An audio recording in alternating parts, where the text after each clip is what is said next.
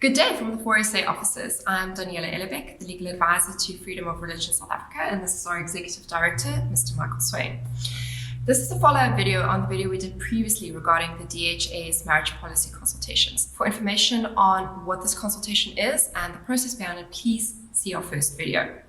Now, Michael just attended the consultation for religious leaders in Johannesburg this past weekend, so we thought it would be good to do a follow-up video and get some feedback from him, especially seeing as there will be a consultation in Cape Town with religious leaders on the 23rd of October. So, Michael, what can you tell us happened at the Saturday consultation last week? Yeah, there was a ministerial dialogue, which was organised by the Department of Home Affairs, attended by the Minister, the Deputy Minister, the DG, and others, and well attended. Probably about 400 plus pastors mainly were there.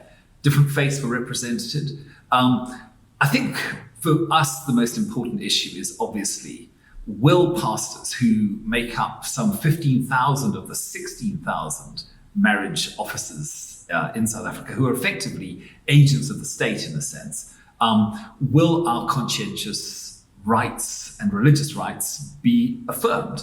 This is obviously a big question mark and a big concern, because at the moment, pastors who register under the Marriage Act can only officiate and solemnize heterosexual marriages, in other words, between a man and a woman. And if they want to perform some form of solemnization of a same-sex wedding, then they have to apply for a special license under the Civil Union Act.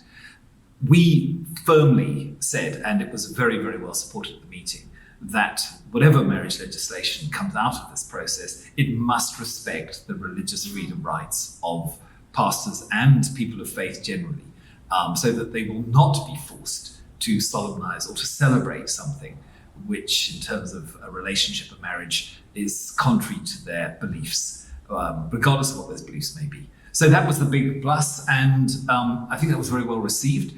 Concerningly, the minister did make remarks about conscientious objection rights for state-employed marriage officers, to the extent that he seemed to be saying that your conscientiousness would be evaluated before your conscientious objection rights would be respected, which is, of course, a very strange and very subjective thing to do and say, bearing in mind that the Civil Union Amendment Bill, although it was before the NCOP at the end of the last parliamentary session, has not yet been passed into law. And that was going to revoke the conscientious objection clause in the Civil Union Act, which up to this point has given state marriage officers the right to object on the grounds of conscience and belief to performing or solemnizing same-sex relationships. So that is still something which is going to be very much part of this process.